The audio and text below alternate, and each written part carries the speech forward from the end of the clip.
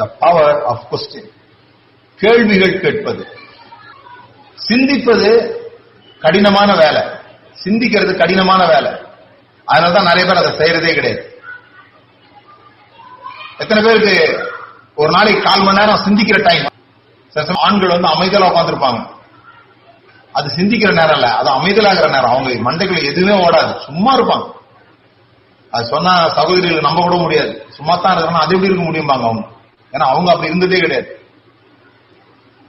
ஆண்கள் அப்படி அமைதியா இருக்கிறது சிந்திக்கிற நேரம் கிடையாது.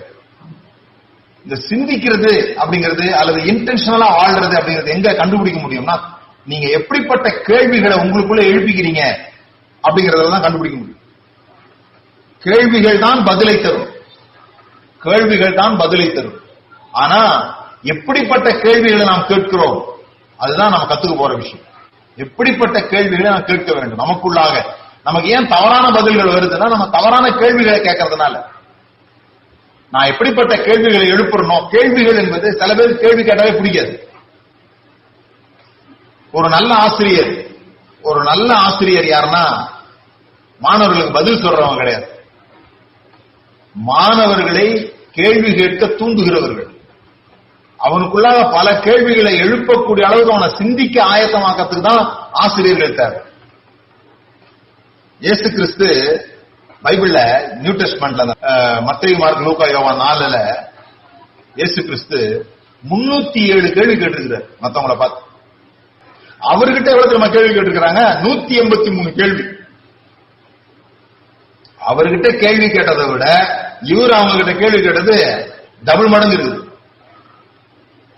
சரி, எத்தனை கேள்விக்கு இயேசு பதில் சொல்லிருக்காருன்னு பார்த்தா, இந்த 183ல அவர் டைரக்டா கேட்ட கேள்விக்கு பதில் அப்படின்னா 3 கேள்விக்கு தான் இயேசு பதில் டைரக்டா சொல்லியிருக்கிறார். இல்லைன்னா அவர் ஒரு கேள்வியை கேட்டு போயிடுறது, இல்லைன்னா புரியாத மாதிரி ஒரு ஊமையை சொல்லிட்டு போயிடுறது. நேரடியா புரிகிற மாதிரி பதில்ன்றது 3 முறை தான் சொல்லியிருக்காரு. இதை ஆராய்ச்சி பண்ணி எழுதினார். 307 கேள்விகள் அவர் கேட்டிருக்காரு பாருங்க. எந்த ஸ்பிரிச்சுவல் என்லைட்மெண்ட்டும்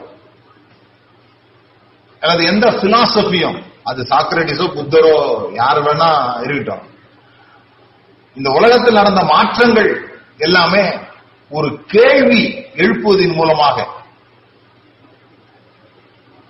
இது ஏன் இப்படி இருக்குது அப்படின்னு கேட்கறது வேற, இது ஏன் அப்படி இருக்கக்கூடாது அப்படின்னு கேட்கறது வேற. இது ஏன் அப்படி இருக்கக்கூடாதுன்னு கேட்டவங்க தான் ஒரு புதிய துவக்கத்தை துவங்குகிறாங்க இந்த உலகத்தில்.